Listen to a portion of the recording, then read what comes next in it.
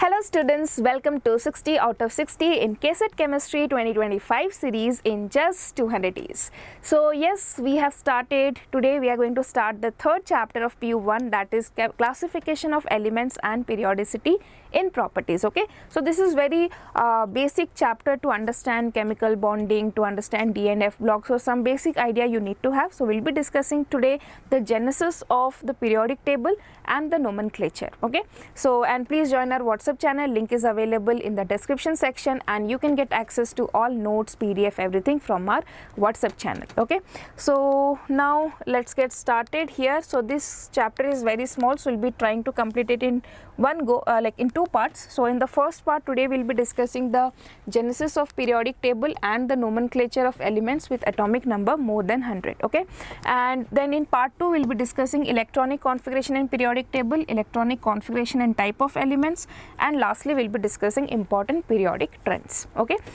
so coming to the weightage, so you can see almost one question is asked every year, very easy one mark question is asked, but yes, in 2022 3 questions were asked from this particular chapter.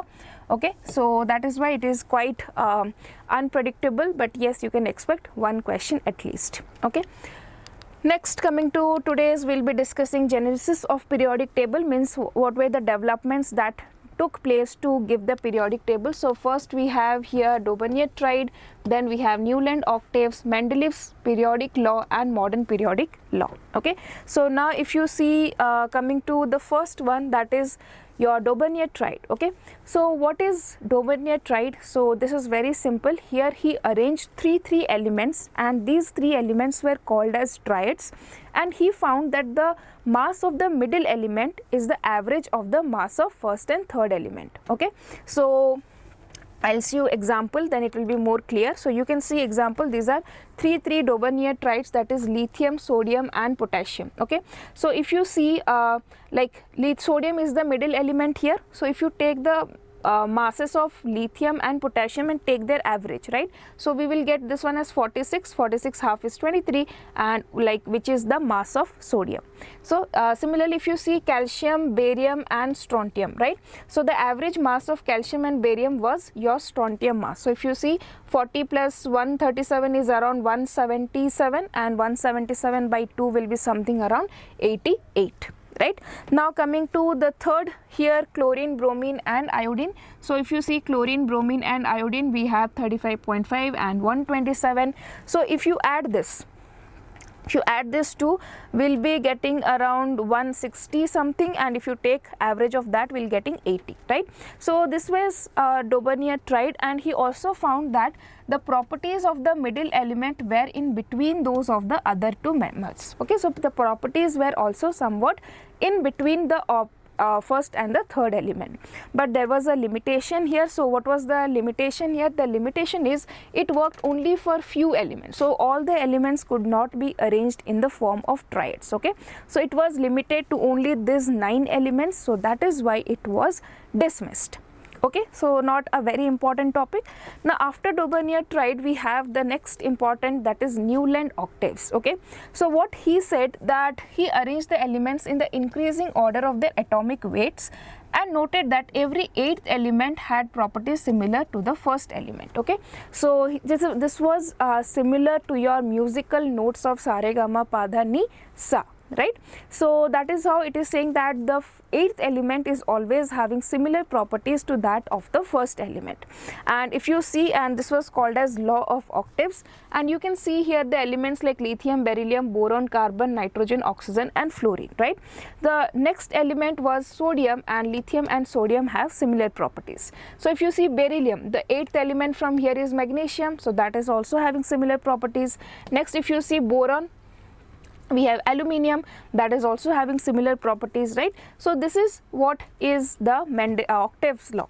But now here the limitation was it was applicable only up to calcium, right? After calcium we could not follow this particular trend. So that is why this law or this attempt to arrange the elements was a failure. Okay, Now coming to the third one, that is Mendeleev law. So he tried to arrange the elements so that its study will become better. We can classify the elements and study them in a very I can say structured manner, in a very like in a very good way. Okay, it won't be, we do not have to read each and every element property. If we know that okay, these elements have the same type of properties, then we can just read any one and then we can apply it to all, right? That is what it was the motive of classifying elements. So the first scientist who worked for this was Daubeney, then we have Octave, Newland, and next we have Mendeleev. So Mendeleev, what he did, he believed that the properties of the elements are the periodic function of their atomic weights. Okay, so what he did, so he arranged all the elements in the increasing order of their atomic weights, and he made a table which had 7 horizontal rows called as periods and 8 vertical columns known as groups. Okay, this is very important. There were 7 periods and 8 groups. Next, each group is divided into 2 subgroups A and B. Okay, so the elements are arranged in the increasing order of their atomic masses. Elements with similar chemical properties are placed together in a group. Okay, so that was his periodic table. Now you can see this is just I can say picture of your Mendeleev periodic table. You can say 1, 2, 3, 4, 5, 6, 7 and 8. There are 8 groups and there are 1, 2, 3, 4, 5, 6, 7, 8, right? 1, 2, 3, 4, 5, 6 and 7, right? 7 rows and 8 groups. Okay, next we have here, okay, so that is what is your Mendeleev table. But Mendeleev table has some very important merits as well as demerits. Okay, let us understand them. So what were the merits? The first merit, about merits means the benefits or the something which really helped us. Okay, so the first one is he predicted new elements. This is very, very important. See here, he left, so suppose what he was doing, he was arranging the elements. Okay, 1, 2, 3, 4, 5, 6, 7, 8, like this he arranged. Next, after that he was coming to arrange the 9th element below first element, right? And he found that the 9th element and first element are not having same properties. So he left that space vacant. He thought that some element in the future can be discovered and can take this particular place. Okay, he didn't forcibly add the elements following the atomic mass rule. Okay, just atomic mass wise, he didn't arrange them forcibly. He checked that whether the masses are whether the properties are matching or not, and in case the properties were not matching, he left vacant spaces there. Okay, that is very, very important. So what happened here? So yeah, he left some gaps for few elements which were not there at that time. Mendeleev called these unknown elements as Ica aluminium and Ica silicon. He also predicted the properties of these elements. Okay, so he discovered Ica aluminium and like he called those empty spaces as Ica aluminium and Ica silicon. Now hence the Mendeleev periodic table led to the discovery of new elements. Okay. Next, coming to the second important thing is systematic study of the elements. Okay, so Mendeleev periodic table simplified because the elements were arranged according to their properties, so it was very easy for the scientists to study different elements. Okay. Next we have the correction of doubtful atomic weights. So what happens here, based on the chemical similarities, he corrected the atomic weights of few elements like beryllium. Okay, so beryllium atomic weight was earlier it was counted 19.5, but based on his table he calculated that it is 9, that is the correct answer that he calculated. Okay, so these were some good things about Mendeleev periodic table. Okay, so now coming to the demerits. Okay, what were the wrong things that he did? Okay, so first is the analogous property of hydrogen. Okay, so the hydrogen is placed in group 1A. However, it resembles elements of both group 1A, that is alkali metal, because it has only one s electron, and group 7A, that is halogens. Okay, so its properties are similar to that of halogens and its electronic configuration is similar to that of alkali metals, right? So there is not, it can be either placed in 1A or it can be placed in the 7th A, right? So therefore the position of the hydrogen in the periodic table is not fixed. Okay, Next is anomalous pair of elements. This is again important. Some elements with higher atomic mass, okay, some elements with higher atomic mass precede are placed before the elements with lower atomic mass. This is very important. So according to Mendeleev's periodic table, what was he doing? He was arranging the elements in the increasing order of atomic masses, right? So if this was true, then what happened is some elements with higher atomic mass were placed first, and then the atomic masses elements with less were placed after that. Okay, that was the rule he only made, and he broken that rules at some places. For example, you can see argon, whose mass was 39.9, precedes potassium, whose mass is 39.1. If we follow the atomic mass order, then argon should come after potassium, right? But that was not there. Similarly, if you see cobalt, whose mass was 58.9, was preceding nickel, whose mass is 58.7. Okay, so this was the first anomaly or the demerits. And then we have position of isotopes. This is very, very important. So according to if you see, isotopes should be placed at different places in the periodic table according to their atomic weight. So if suppose carbon 12 is there, carbon 14 is there, and we are arranging according to atomic masses, then carbon 12 and carbon 14 cannot be placed at one particular place, definitely, because their masses are different. But he placed the isotopes also in the same place. Okay, next we have here is dissimilar elements. Okay, this is very important. Some dissimilar elements are grouped together while similar elements are placed in different groups. This is again very important point, that in a group, the point was in the group, in one group or in one column, the elements of the same properties should be together, right? So in some examples, what happened? Elements with different properties were kept together, but elements with same properties were kept differently, right?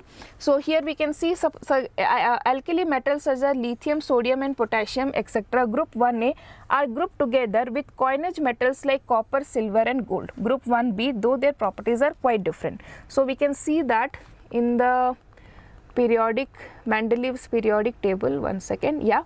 So you can see here that where it is, yeah, you can see potassium, lithium is there, sodium is there, potassium is there, and with that we have copper placed here, right? And their properties are not at all similar. Okay, so these type of anomalies were found. Okay, so one second. Okay, next slide we have here. Next we have, at the same time, certain chemically similar elements like copper and mercury have been placed in different groups. Copper and mercury properties are very similar, but they were placed in different groups. So here also you can see the example of copper and mercury. Okay, so we have here, where is copper? Yeah, copper is here, and can we find mercury? One second. Yeah, you can see mercury is here and copper is here, right? And you can see with potassium, silver, gold and all these are kept in one particular group. Okay, next is here, next we'll go to the next anomaly. Yeah, so that is the problem with the demerits of this one. Again we have position of the elements of group 8. Okay, so if you see, no proper place has been allotted to 9 elements of group 8 which has been arranged in the 3 triads of 4th, 5th and 6th period without any justification. Okay, so there were 9 elements of group 8 which were placed in 4th and 5th and 6th period without any justification. So if you see here, again let us check the periodic table. Yeah, so group 8 elements. Okay, so if you see these elements, iron, cobalt, nickel, ruthenium, rhodium, palladium, osmonium, iridium and platinum. Okay, these were 9 elements and they were placed randomly in 4th, 5th and so this is your, if you see, this is your 1st, 2nd, 3rd, 4th, 5th and 6th, 7th, right? So these were placed in your 2nd, 3rd and 5th period randomly. Okay, so that also makes no sense about this one. And next we have, okay, next we have here position of lanthanides and actinides, right? This is also very important. The 14 elements following lanthanum from atomic number 58 to 71 and another 14 elements from actinium 90 to 103. Okay, 90 to 103 have not been given proper position in the main frame of the periodic table, right? Today also they are present below the periodic table and we have no justification for that in the Mendeleev periodic table. Okay, so what were the different anomalies? First is the position of hydrogen. Okay, second one is anomalous pairs of elements. Okay, so they were not arranged in the increasing order of atomic masses. Next one is position of isotopes, and next one is dissimilar elements. This is again very important point. Next we have here group 8 elements, and then we have position of lanthanoids and actinoids. Okay, so after that we have modern periodic table, the fourth one and the final one, and according to modern periodic table, the physical and chemical properties are the periodic functions of their atomic numbers, not atomic masses. Okay, so here what is there in modern periodic table? Elements are arranged according to their electronic configuration and atomic number. Okay, so what are the two things which was considered in modern periodic table? Atomic number and electronic configuration. Now the modern periodic table consists of 18 groups and 7 periods. Okay, so remember 18 groups and 7 periods. Okay, next we will see all the 7 periods here. In the first period there is hydrogen to helium, so 2 elements are present. In the second period, lithium to neon, 8 elements are present. Third period, sodium to argon, 8 elements are present. Fourth period, potassium to krypton, again 18 elements are present. Fifth period, rubidium to xenon, 18 elements are present. Sixth period, cesium to Rn, that is again 32 elements, and seventh period starts from francium and it is incomplete. Okay, so you can see now this is how the modern periodic table looks today. So first period, second period, third period, fourth period, fifth period, sixth period and seventh period, and this seventh period is there. So there are, and you have groups 1, 2, 3, 4, 5, 6, 7, 8, 9, 10, 11, 12, 13, 14, and we have 15, 16, 17, 18 groups and 7 periods are there. Okay, fine. So now we will come to next important thing about nomenclature of the elements whose atomic number is 100 or more. Okay, so here are some numbers that you need to know here. So if we have, like, for 0 it is nil, okay, and abbreviation is N. For 1 it is un and it is U. For 2 it is bi and it is B. For 3 it is tri, it is use T. For 4 it is quad and Q. For 5 it is pent, it is P. For 6 hex H. For 7 sept S. For 8 oct O, and for 9 N. Okay, so remember for 9 we use ENN and the symbol used is E. Okay, now how to utilize this? Very simple. So suppose you want to calculate or you want to write 101. Okay, so what is the code for 1? For 1 it is un, right? If you can see here, for 1 we need un. Okay, so I want to write, let me write here. Okay, so un. Next for 0 it is nil, right? Again for 1 it is un. So next the word should end with IUM. Okay, un nil un iam, un nil un iam. Now how to write in the code form? So you have for 1 it is un, so U, for nil N, and again U. So U and U will be the code. Okay, now suppose you want to write, let us write some number like okay, let us write, suppose we have 113. Okay, so we will write un for 1, again 1 un for 1, then we will write for 3 it is tri, okay, and after that em. So it will be U, U and T, right? You can see U, U and T. Okay, so that is very simple how you can nomenclature the elements having atomic number 100 and more. Okay, and their IUPAC names are also given to you, but you can remember easily this way. Okay, clear? Fine. Now we will do some question practice. So this was a question I gave you in my last class. Okay, so the question was, the 2 electrons have the following set of quantum numbers, which of the following statement is true? Okay, so if you see, we have here P. So if I have for P, if I have n plus L rule, that is 3 plus 2, that is 5, and for Q it is like n plus L if I do, it is 3 plus 0, that is equal to 3. So now 5 and 3, obviously P will have more energy than Q, so option number A will be correct answer. Okay. Next we have question, let's solve. Das gave the idea for the first time to classify the elements, it was Daubeney, right? Second, which of the following is not a Daubeney tride? So we have seen this is there, this is there, this is there. Helium, sodium and argon do not form a Daubeney tride, so option number B. Next, the property of every 8 element is similar to that of the first element, and this was proposed by Newland law of octaves, so that is Newland. Okay. Next, question number 4. According to Mendeleev's periodic table, the period functions of the dash are the properties of the respective elements. Okay, so atomic weights are the properties of the respective elements. Okay, so the properties depend on the atomic weights according to Mendeleev's law. Next, we have Ica aluminium, right? So Ica aluminium is your gallium. Today's gallium was that time called was as Ica aluminium. Okay. Next we have the horizontal rows. Okay, this is a question for you. The horizontal rows in the Mendeleev periodic table were called as. Very simple question. Okay, so very easy question we have given here, so you can try this question and comment down the answer. Okay, so students, this was a very short video on the introduction of periodic table and all. Tomorrow in the next class we are going to discuss very important thing, that is trend. Okay, there are so many exceptions, there are so many trends, there are so many things that can be asked from that particular tomorrow's lecture. So yes, very important. So please stay tuned for tomorrow's class, and if you are liking this session, if you are enjoying the classes, do not forget to subscribe the channel. Okay, and you should also join our WhatsApp channel to get all access to notes and everything, and the link is available in our description section. Okay, and apart from this, if you need any other help, you have any other doubt, you want any other resources or any other thing that we can do for you, please comment down, we'll definitely address it. Okay, so thank you for watching, all the very best for your preparation, and see you soon in the next class.